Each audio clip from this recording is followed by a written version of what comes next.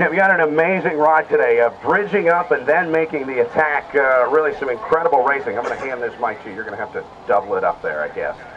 First of all, take us through the ride, because you guys got gapped, then you came back, and then you went on the attack, dropping Ryan and riding with Ben. Tell us about how that all unfolded for you.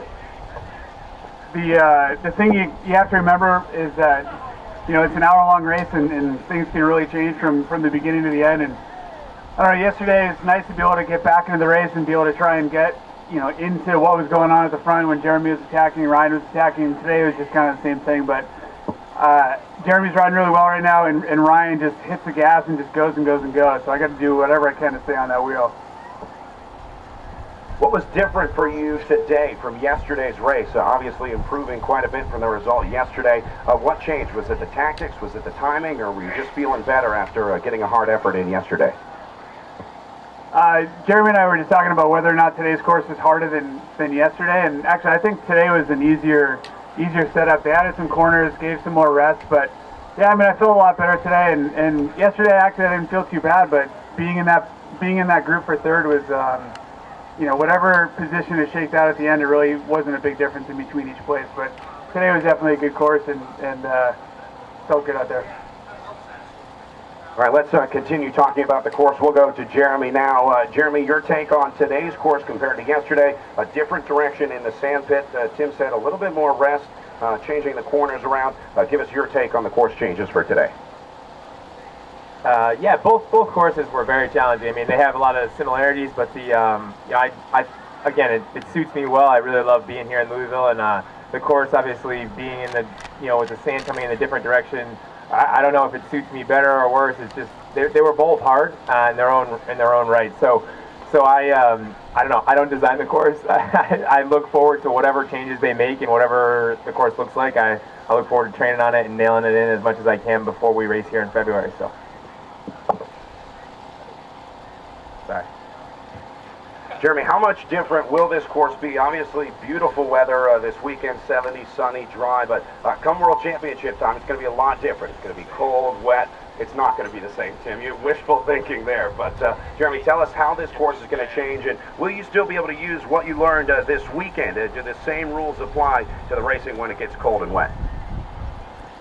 One thing you learn about cyclocross when you do it for a lot of years is never say never.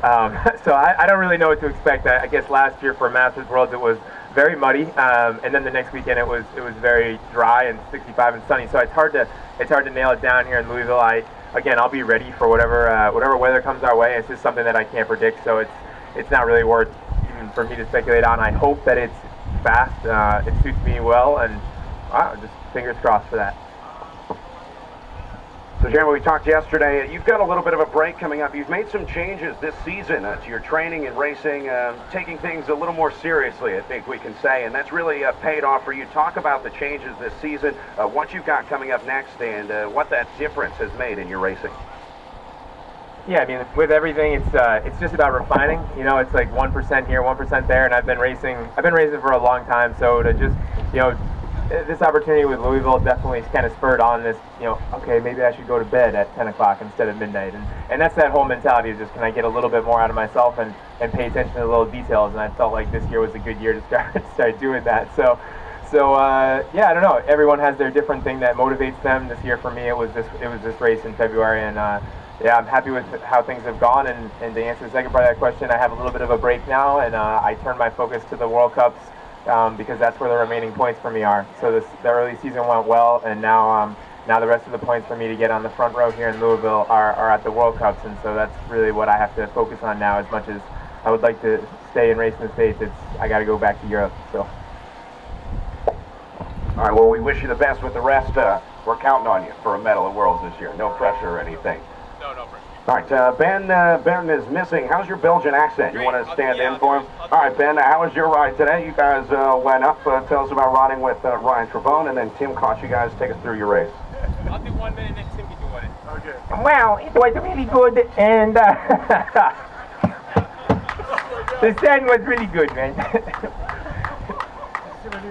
Snarl Snagger. Tim, I'm sorry, Ben, you were showing off your tattoos. Did you get a new tattoo for the race or something? What were you doing there? Yeah, you know, Louisville isn't really just for horses and bourbon, so I went and I got a tattoo last night.